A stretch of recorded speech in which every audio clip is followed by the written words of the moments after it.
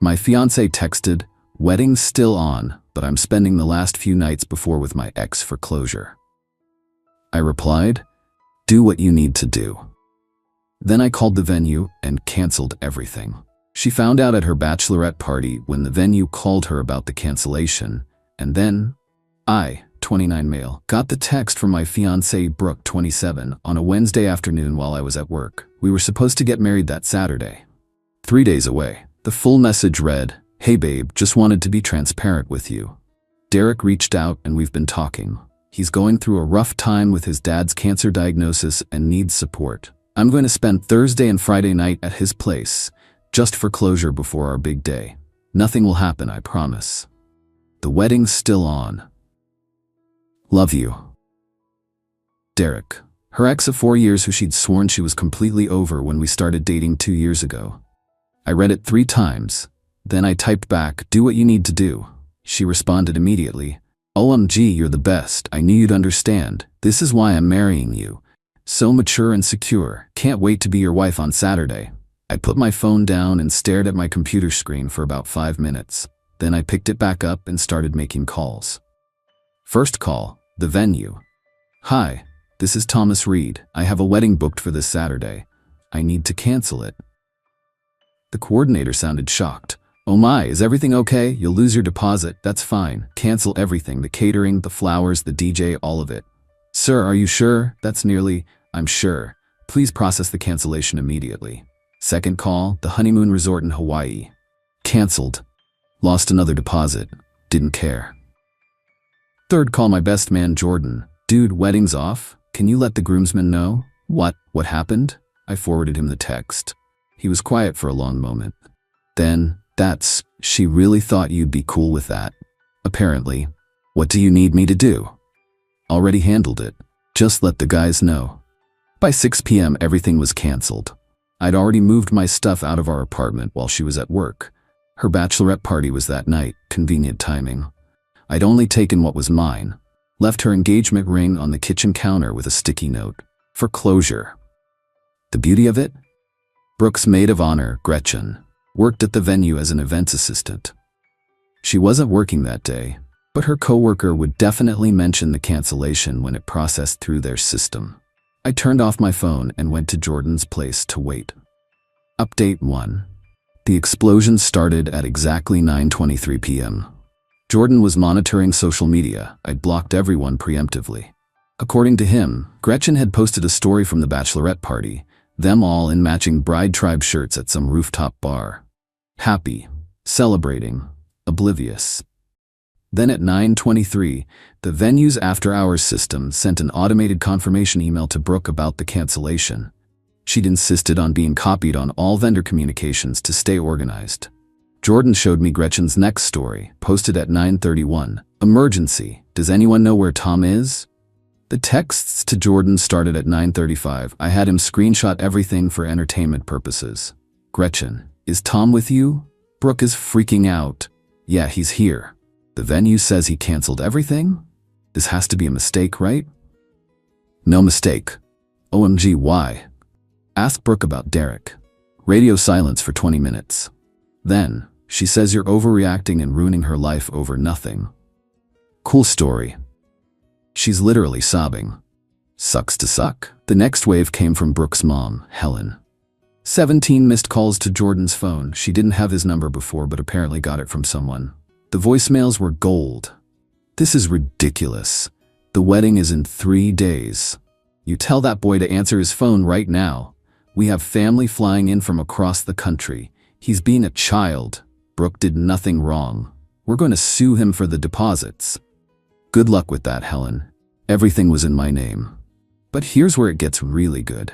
Around 11 p.m., Derek himself started texting Jordan. "How did all these people get his number?" "Bro, tell Tom this is all a misunderstanding. Brooke was just being nice because my dad's sick. Nothing was gonna happen. He's really gonna throw away everything over 2 nights? Tell him to be reasonable." Jordan just kept responding with, "My guy, you literally texted the groom that you were gonna spend 2 nights with his bride before the wedding. What did you think would happen?" "It's not like that." "It's exactly like that. Brooke said he was cool with it. Does he seem cool with it? The best part? Brooke's cousin posted a video from the bachelorette party aftermath. Brooke was sitting on the bathroom floor of the bar, still in her bride-to-be tiara, mascara everywhere, while her friends tried to console her. Someone in the background said, "Maybe Derek can help," and Brooke screamed, "Derek is why this is happening." So much for nothing was going to happen. Update 2 Thursday morning. The day Brooke was supposed to go to Derek's for her first night of closure. I woke up to Jordan showing me his phone. Brooke had made a public Facebook post at 3 a.m. "To everyone coming to celebrate our wedding this Saturday, it is with a heavy heart that I announce the wedding has been postponed due to Tom's mental health crisis. He's struggling with severe anxiety and paranoia, even making false accusations about me. I'm committed to standing by him through this difficult time as we get him the help he needs. Please keep him in your prayers." Mental health crisis? Paranoia? Two could play at that game. I made my first and only public response, posted the screenshot of her original text about Derek, followed by, "No mental health crisis, no paranoia. Brooke informed me she'd be spending the 2 nights before our wedding with her ex-boyfriend. I wished her well and canceled the wedding. Simple as that. Also, Derek's dad isn't sick. He posted photos from his golf tournament yesterday. Do what you will with that information." The comments were instant chaos. But Thursday afternoon brought the real circus to town. Brooke showed up at Jordan's apartment with reinforcements. Helen, her dad Roger, Gretchen, and Derek. They actually brought Derek. Jordan filmed it through his Ring doorbell with my permission to share. Helen immediately started, "Thomas Reed, you open this door right now. We need to discuss this like adults. Son, I don't know what kind of game you're playing, but you're gonna fix this. Do you know how much we've spent? Tommy, please, you're not being rational. Just talk to me." Derek, this absolute clown, goes, "Bro, come on, don't do her like this." Jordan's voice through the speaker, "Did you seriously bring the dude she was gonna spend 2 nights with to convince him to take her back?" Silence. Then Brooke, "It wasn't like that." Then what was it like? I needed to make sure there were no unresolved feelings before I got married. And were there? Longer silence. That's irrelevant. It's extremely relevant. Roger tried a different approach. "Look, we have 150 guests coming. The rehearsal dinner is tomorrow. You can't do this." He already did. Then Derek tried to step up. "If I could just explain to Tom man to man. My brother, you are literally the last person who should be here right now." Gretchen finally spoke up. "Brooke, maybe we should go." Brooke lost it. "No, he doesn't get to do this. He doesn't get to humiliate me like this. Tommy, I know you're in there. You're being pathetic. You're going to regret this for the rest of your life. I was doing you a favor by marrying you." A favor. There it was. Anything else? "Helen, we're going to make sure everyone knows what kind of person he really is." Cool. Tom already posted the receipts. Anything else? They stood there for another 10 minutes making threats before building security showed up and escorted them out. But the Thursday night update was the best. Brooke went to Derek's apartment anyway. Posted a story from his couch with wine glasses visible. Sometimes the universe shows you where you're really meant to be. Guess the wedding being canceled didn't affect those closure plans. Update 3 Friday morning started with a call from the country club where the rehearsal dinner was supposed to be. Brooke was there with Helen, demanding they honor the reservation even though I'd canceled it. The manager called me because I was the account holder. "Mr. Reed, there seems to be some confusion. Miss Patterson is here insisting the dinner is still happening. There's no confusion. It's canceled. She's saying she'll pay for it herself." "That's fine, but it needs to be a new reservation. The Reed-Patterson rehearsal dinner is canceled." "Understood. Oh, and sir, she asked us to charge your card for her new reservation. When we explained we couldn't do that, she became upset." I heard screaming in the background. "Is that her now?" "I'm afraid so. She's demanding to speak to you." "I'm good, thanks. Have a nice day." An hour later, Roger called from a different number. I'd blocked his. "Tom, this is Roger. I'm at the country club. They're calling the police on Brooke and Helen. Is this really what you want?" "I want nothing. I'm just living my life." You're destroying hers. She made her choices. Over 2 nights? You're ending everything over a text about 2 nights? Roger, did she tell you she posted from Derek's apartment last night after the wedding was already canceled? Silence. Yeah, I saw that too. Still think I'm overreacting? He hung up. The rehearsal dinner aftermath was documented beautifully on social media by the gossip-loving cousin. Apparently, Brooke and Helen tried to host an alternative celebration at a restaurant. 12 people showed up out of the 60 invited. Derek was one of them. He sat next to Brooke. Her own sister left when she saw that. But Friday night was legendary. Brooke decided to do a live video on Instagram. Wine drunk, crying, the whole thing. I just want everyone to know the truth. Tom is painting me as some cheater, but I never cheated. I was just trying to get closure. Derek and I had unfinished business, and I wanted to enter my marriage with a clean slate. Tom said he was fine with it. Someone commented, "Girl, you're literally at Derek's apartment right now." She tried to move the camera, but everyone had already seen Derek's distinctive wall art. "It's not. This isn't. We're just talking." Another comment, "Didn't you say Tom was having a mental health crisis this morning?" "He is. He's crazy. Who cancels a wedding over a text?" Comment, "Someone whose fiancée told them she was spending 2 nights with her ex." Brooke started ugly crying. "You don't understand. Derek and I have history. Tom never understood that connection." Someone screen recorded the whole thing. The video ended with Derek trying to take her phone away and saying, "Babe, you're making it worse." Babe. Update 4. I woke up at the resort in the mountains. Yeah, I went on a solo trip instead. Peaceful. Beautiful. No drama. Jordan kept me updated though. The venue had apparently become a circus. Despite everything being canceled, about 30 guests showed up because Brooke and Helen had been telling people it was just postponed and to come anyway for a celebration of love. The venue was hosting a different event, a corporate retreat. So there were Brooke's confused relatives in formal wear wandering around, while tech bros had their team-building exercises. Helen tried to strong-arm the venue into giving them a space. The venue manager called the police. Again. Brooke's sister Diana, the one who left the rehearsal dinner, texted Jordan, "This is insane.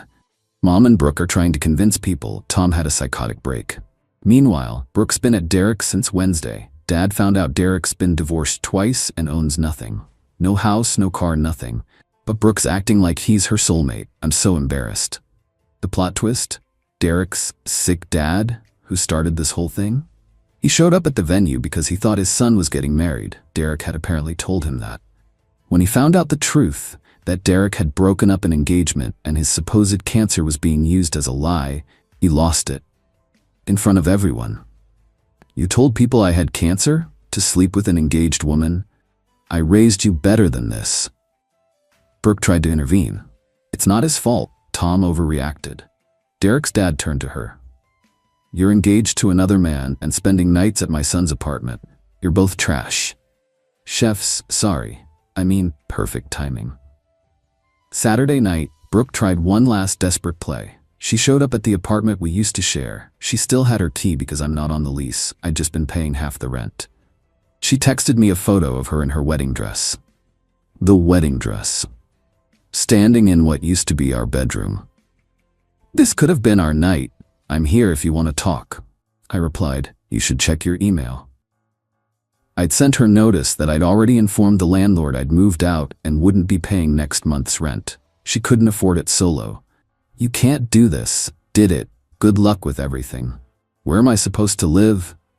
"Derek seems comfortable." She sent 43 voice messages. I didn't listen to any of them. Final update. The fallout has been spectacular. Brooke and Derek are officially together. They moved in together after she got evicted. She couldn't make rent. Into his studio apartment, in his mom's basement. Yeah. Helen and Roger are getting divorced. Turns out Roger was furious when he learned the truth about Derek not being some successful guy Brooke painted him as. He also discovered Helen had been encouraging the whole closure thing because she thought Derek had money from a settlement. When Roger confronted her, Helen admitted she'd never liked me because I wasn't ambitious enough. I'm a software developer making 6 figures, but okay. Roger sent me an apology email. "Tom, I'm sorry. I failed as a father. I should have raised her better. You dodged a bullet. I wish I had your courage to walk away. Derek's dad reached out too. Kid, I'm sorry my son is a disappointment. You seem like a good man. His mother and I are cutting him off until he grows up. The best part? Brooke's been trying to plan a wedding with Derek. She called the same venue to book it. They declined. She tried 3 other venues in the area. Turns out they all have a blacklist for problematic clients, and Helen's 2 police incidents got them on it. Her cousin, the one who kept posting everything, told Jordan that Brooke's been complaining that Derek won't propose. He keeps saying, we don't need a piece of paper, and what we have is beyond marriage. She threw a fit at Thanksgiving when Derek mentioned he doesn't believe in marriage anymore after his 2 divorces. According to Diana, Brooke screamed, "You ruined my life for nothing?" Derek's response, "I thought you loved me for me, not for a wedding." They're still together. Miserably, from what I hear. She keeps trying to make it look perfect on social media, but people have caught Derek on dating apps. She pretends not to know. As for me, I'm doing great. Got promoted at work. Turns out not having wedding stress improved my performance. Started dating Elise from my rock climbing group. She thinks the whole story is hilarious and says she would have done the same thing. We're taking things slow. No rush, no pressure, no ex-boyfriends needing closure. Funny thing, I ran into Gretchen at a coffee shop last week. She apologized for her part in everything. Said Brooke had been texting Derek for months before that Wednesday, planning their closure nights. She'd even bought special lingerie for it. Gretchen had tried to talk her out of it, but Brooke was convinced I was too much of a pushover to do anything about it. Guess she was wrong. The red flags were everywhere. The way she'd compare me to Derek constantly. How she'd text him just as friends but hide her phone. The time she said I was lucky she chose me during an argument. The wedding would have been a mistake. The divorce would have been expensive. The text about Derek was a gift, really. Oh, and last week Derek's ex-wife reached out to me on social media. Heard what happened. Welcome to the club of people who escaped that train wreck. BTW, he'll cheat on her within 6 months. He cheated on me with 3 different women. I told her, not my circus anymore. And it's not. It's really, really not. Edit. For everyone asking, yes, I got some deposits back. The photographer was cool about it and refunded 50%. The cake lady felt bad and gave back everything except the materials cost. The venue and catering kept theirs as per contract. Worth every lost penny for my freedom. Edit 2. Stop asking for Elise's climbing gym info. That's weird. Also, Brooke, if you're reading this, Derek's on Bumble as of yesterday. Diana sent screenshots. Have fun with that.